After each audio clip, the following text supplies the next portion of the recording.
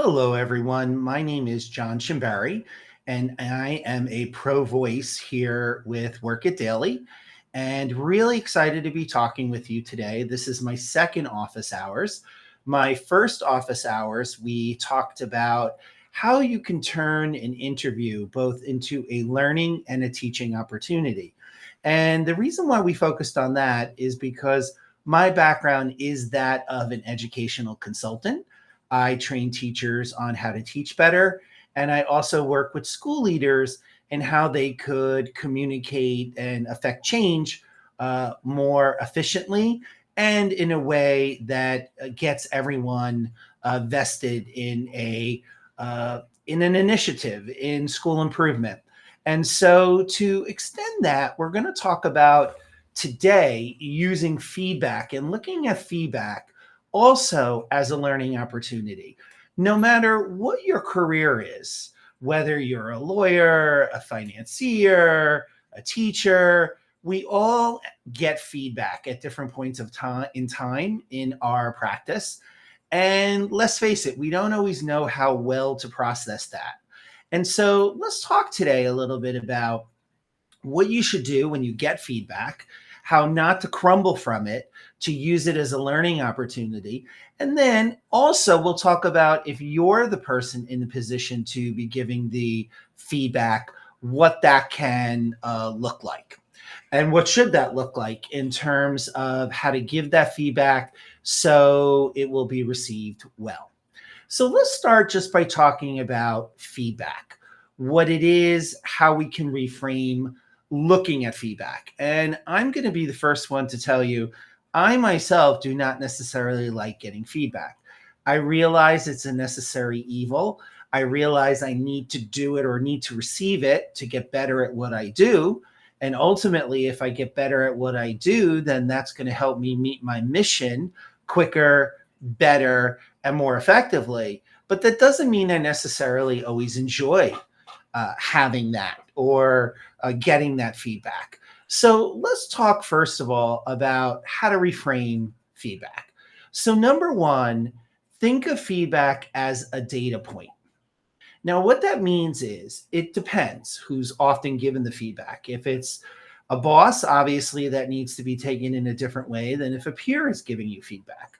But ultimately, and we'll talk about some of the ways you could differentiate between feedback that you must take and feedback that might be good to take and feedback that you don't want to take or shouldn't take.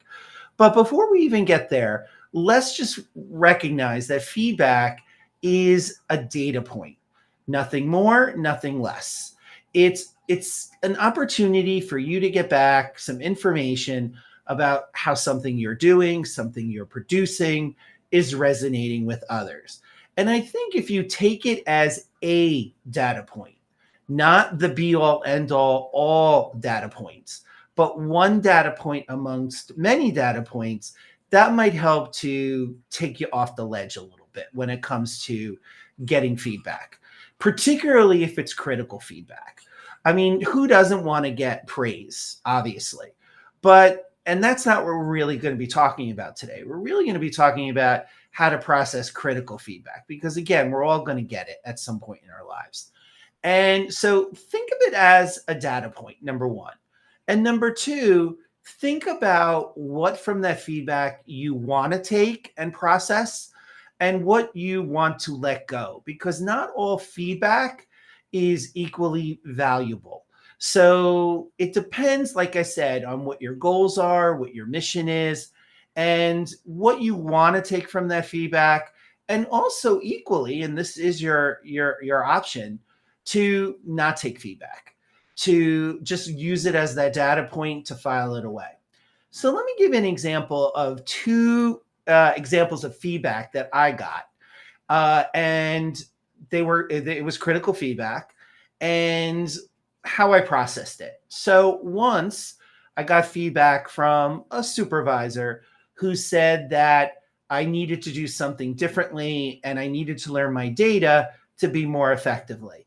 And it was told to me pretty directly, where my boss said, you must learn your data and you must learn it quickly. So that told me that there was some urgency in it, But she didn't just leave it there. She also said and asked and engaged me in a conversation around, well, how do you plan on attacking this? What are some things that you want to do? Here's how I could help you. And so by her not just telling me directly what I needed to improve upon, but then engaging me in a conversation around possible solutions and offering herself as a help, told me that that was feedback that not only I should listen to, given the urgency, but feedback that was actionable, that I could do something with. And then I'll give you an example now of feedback I got from another supervisor who told me that I had no basic competency skills. No, nothing further, nothing about how to improve it. And clearly, and it was a troubled relationship, and that boss actually moved on fairly quickly after that, left the organization. Clearly, there really wasn't as much I could do with that feedback because A, it wasn't true, and B, there was no actionable next step.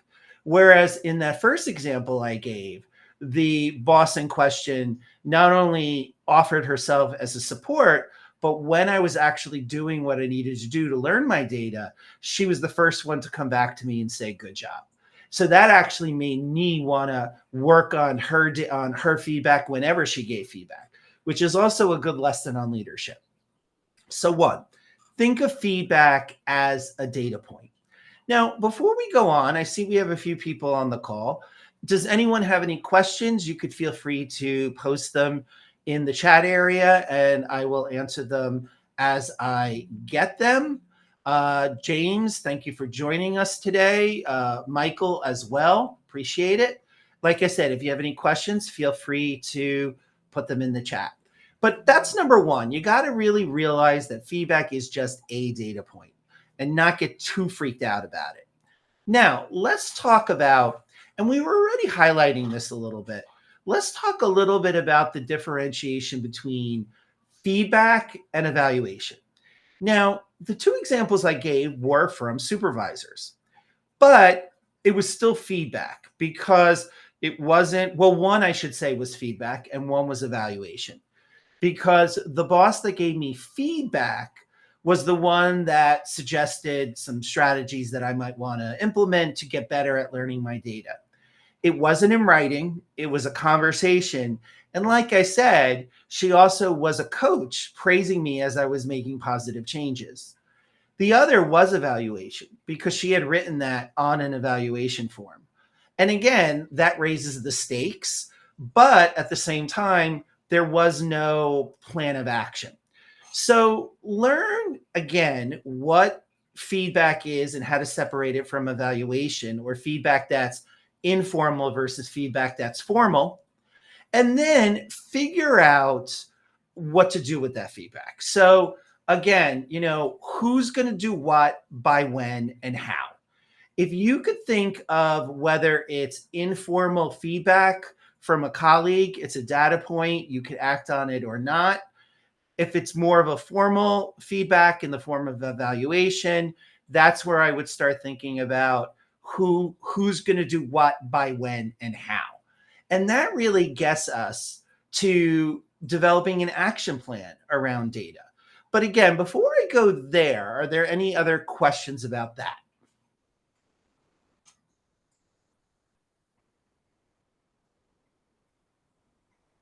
Okay, so before, like I said, we talk about developing an action plan around data, let's talk about receiving feedback. What do you do with it? And how do you process it? Again, critical feedback can take us back, especially if we were thinking that something else was going to happen, or even if we weren't expecting the feedback at all. So I actually tell folks that I coach, when I give back, or when I give feedback, or when I receive feedback, especially when I receive feedback, what I try to do is a three-pronged approach. I try to listen, clarify, and then apply. I'll say that again. Listen, clarify, and apply. So listen carefully to the feedback. Again, doesn't mean you have to accept it. That's not the same thing. But you do have to listen to it because it could be valuable information for you down the road. Clarify. Ask clarifying questions around, well, What specifically do you mean? Do you have a specific example? Even ask questions. What do you think might be a better way of going about this? One other strategy I often use as a coach is when I solicit that feedback. I don't necessarily just wait to receive feedback unsolicited. I solicit it.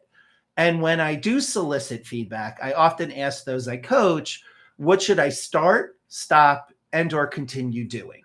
And then that helps me to clarify specifically where that feedback is coming from. So for example, if someone tells me, oh, this coaching isn't working for me, that's pretty jarring, right? So that's what I listened to and that's what I heard. So I might say, I hear you saying that the coaching isn't working for you. Can you tell me a little bit more about that? What should I stop, start, and or continue doing? And then that helps me clarify where the sticking point is.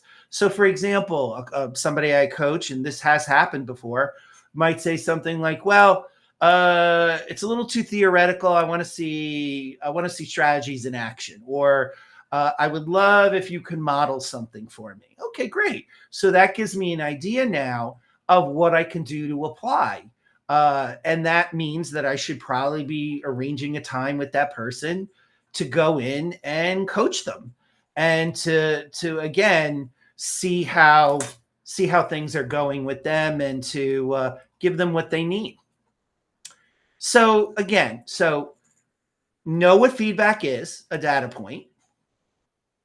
Separate feedback from evaluation, or I should say, separate informal feedback from more formal feedback, such as evaluation, and to really be a listener and to ask clarifying questions to really make sure that you are understanding exactly what that feedback is.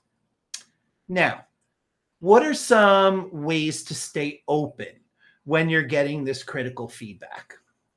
One, how do you have that growth mindset, that self-regulation to act on it or not? Again, like I said, you don't necessarily, again, it depends on who's giving the feedback, have to act on it. Obviously, if it's a supervisor, probably you do, but you don't necessarily have to stress over every little thing of feedback you get. First, in terms of growth mindset, I would focus on those easy lifts, that low-hanging fruit that you can make changes to almost immediately.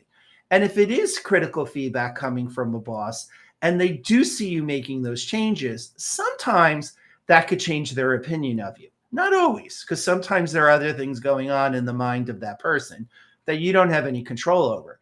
You only have control over yourself and how you act on feedback.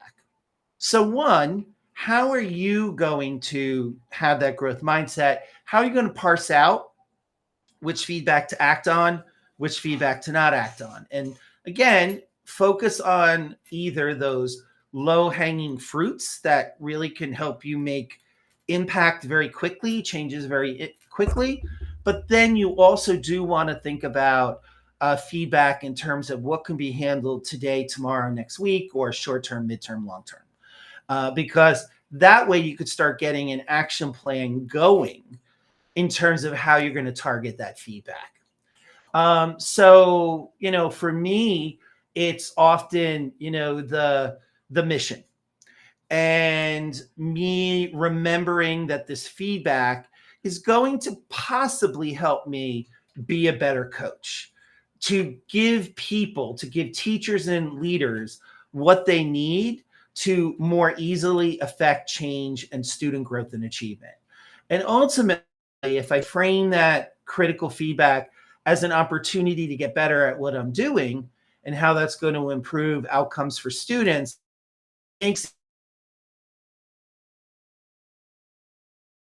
I will, and again, I should also highlight, in addition to the growth mindset, this is also getting at your emotional EQ or your emotional intelligence. When you're parsing out and thinking about which feedback to act on, which feedback not to act on, and how to get a short-term, midterm, and long-term plan going when you do receive that feedback. So I'll wait a moment if there are any other questions, and then I'll proceed.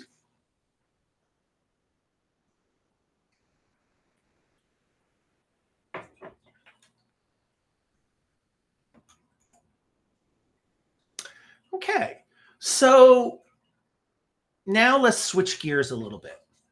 Let's talk about how, if you're the person in the position to give feedback, how you can ensure it's being heard, and especially if you're in a role like mine where you give feedback all the time. So it's not just about receiving feedback, but it's also giving feedback.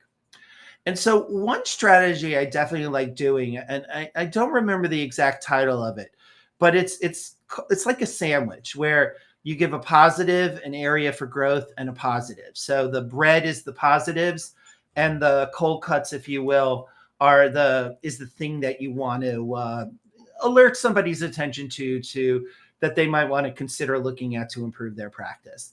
That way you ground it more in positives than negatives. Another way to give feedback is to limit the critical feedback and give more positive feedback. So for every three positive elements of feedback you give one critical feedback, or I don't even want to say critical. You could think of it as cool and warm feedback. 1 point of cool feedback for every three warm points of feedback you give. Again, that shows that to the person that you're not necessarily out to get them, and that you are seeing the good things that are going on in whatever you're looking at. Especially, like I said, if you're a mentor, professionally working with people, that's a way that sometimes makes people more open to hearing your feedback. Also, another way of doing it is if the person you're giving feedback is generally someone who is open to feedback, ask them how they want to partner with you. So ask them, how do you want feedback? Do you want it via email? Do you want it face to face? Do you want it on a Google Drive? How do you want feedback? And also, you could start asking questions around, what do you want me to give you feedback on? Very similar to what I was saying before about what do you want me to start, continue, or start, stop, and continue doing in my coaching of you. Again, that's a really great way of vesting the person that you're working with in the decision as to how your collaborative partnership is going to work. And that also does get at the heart of leadership communication. Also, some people, like I said before, want to see something in action. So in addition to just giving feedback, you might want to give resources, or you might want to give exemplars, or you might want to demonstrate how to do that thing that you're giving feedback on. That's one way to communicate a message and make sure that it's heard, that it's not just you spouting off what somebody should be doing, but not only can you talk the talk, but you can walk the walk by, again, providing those supports, providing those scaffolds, and modeling what that looks like in similar ways to what my one boss did with me when I got that critical feedback. So those are some ways that you could approach it. I also have a podcast called Have a Life Teaching. And in season 1, I spoke with Ryan Burke about how to give feedback.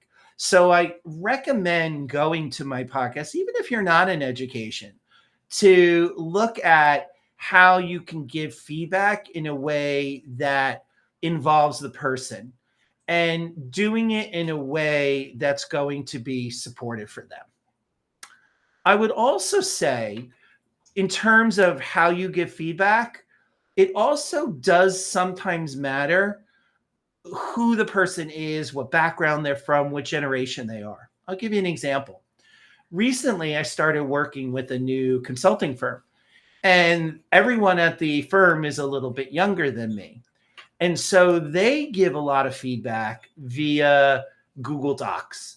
I personally prefer a little bit more face-to-face in discussing what needs to be done with a slide deck or how we're going to be preparing for a professional development session. But again, most of these folks are a little bit younger and they're more used to doing everything digitally. So it did require us to do a little bit of a dance or a little bit of a finesse in terms of how I could still get what I needed, which was 10, 15 minutes with this person and this company to ensure that we were aligned on things. And I'm glad that I did, because there was something that they missed on the Google Drive. And at the same time, it also required me to make more of an effort to put more of my comments, more of my questions, more of my feedback to them, more of my clarifying questions on the Google Drive. Again, it's not my preferred method, but different generations do have different ways of communicating. So that's also something else to take into consideration in terms of what feedback you're giving it, when you're giving it, when that feedback is to be acted upon, and also who's giving that feedback. Because obviously, if you're a collaborative peer, it's going to be perhaps a little easier, and the folks might be a little bit more open to that feedback because it doesn't have the high stakes if you are an evaluator. But again, if you are an evaluator, you could still be implementing these servant leadership moves to ensure, again, not only that your feedback is being heard, but that, again, the folks that you're giving feedback to feel like they have skin in the game and they have some agency, that they have agency to steer the coaching and the conversation in a direction where they see their needs. Okay, I see James has a question. James says, I like how you're referring to reflective listening, something I learned in systematic training for effective parenting. Yeah, obviously, James, like I said, I'm in education, K-12, and in a way, we are a sort of a parent in loci, I guess that's the term. I don't know. I probably mangled that. So yes, it's not just your way or the highway, but how, again, how do you listen to what somebody needs, what they're telling you they need? And then how do you pivot your feedback? How do you pivot your approach to give folks what they need? I didn't say this before, but you're making me think, James. There are often times when I'll go into a school, and before I say anything about glows and grows, I might say, how do you think that went? And what are your thoughts? And often the educators I'm working with will highlight an area of growth that I myself saw. And that also provides an opening because, again, it's them leading the conversation. And then I could go right into what I was going to say anyway. But in a way, I now have an open pass, because they're the ones that brought that out. So thanks, James, for highlighting that. And anybody, if you have any other questions about this, please, like I said, do chime in the questions. Happy to answer them. So we talked about, like I said, receiving feedback and giving feedback. We talked about being flexible in how we give feedback. We've talked about ways to be open when you receive feedback. Now, what are some other systemic ways, if we're the ones giving feedback, that we could be providing feedback mechanisms? One-on-one feedback is great. I'm a big proponent of mentorship. A lot of the work that I do in schools is coaching instructional leaders who are providing that one-on-one coaching to folks.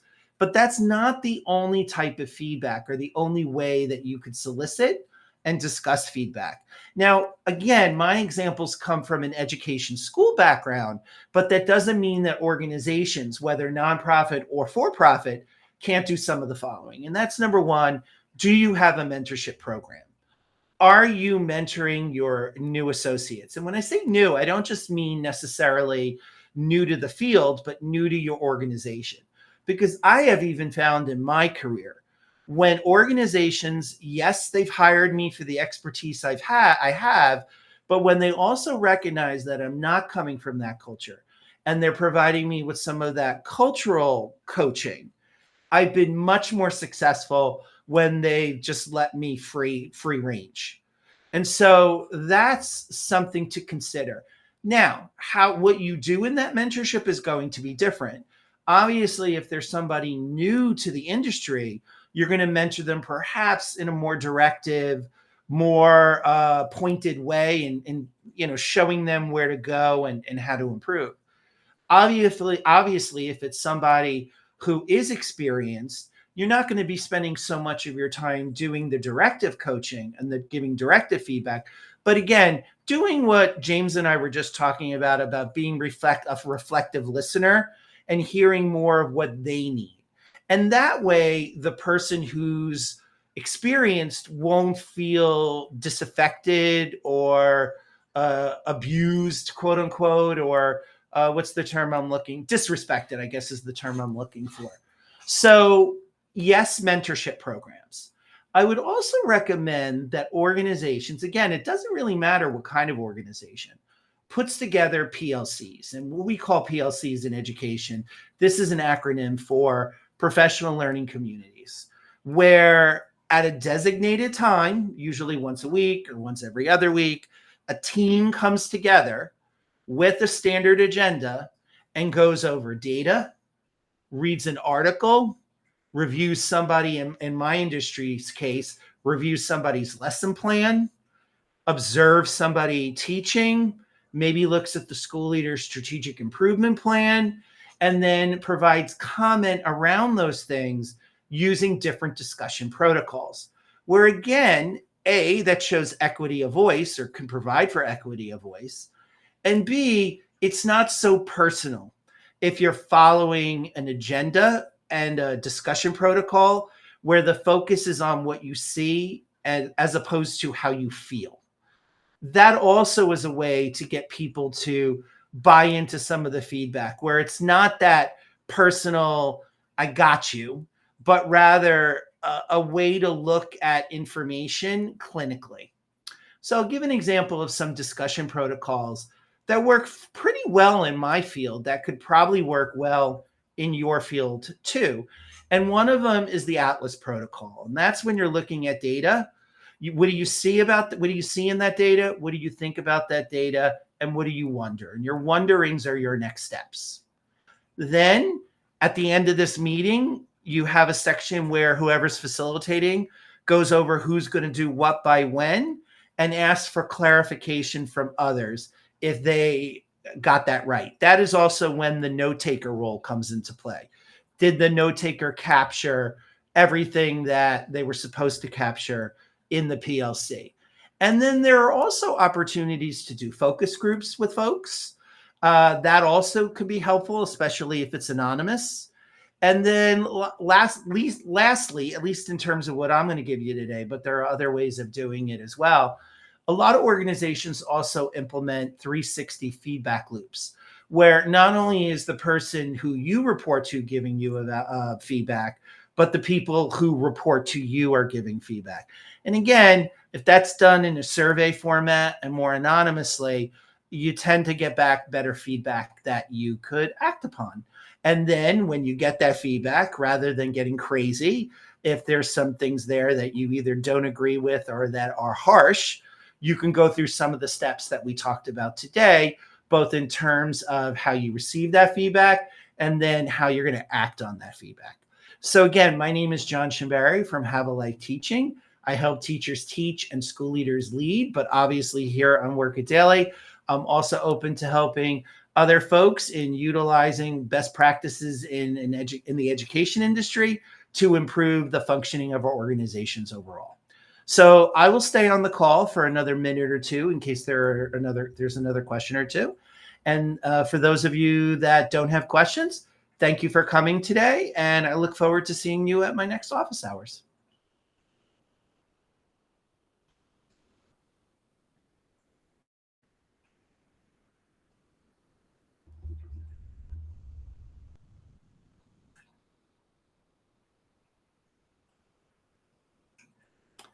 Okay, it doesn't look like any other questions are coming in. So, like I said, I wish everyone a good evening, and look forward to seeing you at the next at my next office hours. And also, if you do want to reach out to me, I will add this: you can find me easily here at Work It Daily, or you could also connect with me on LinkedIn, John Schembari EDD. That's another great place where you can find me. In addition to my podcast, Have a Life Teaching. Thank you. Have a good night.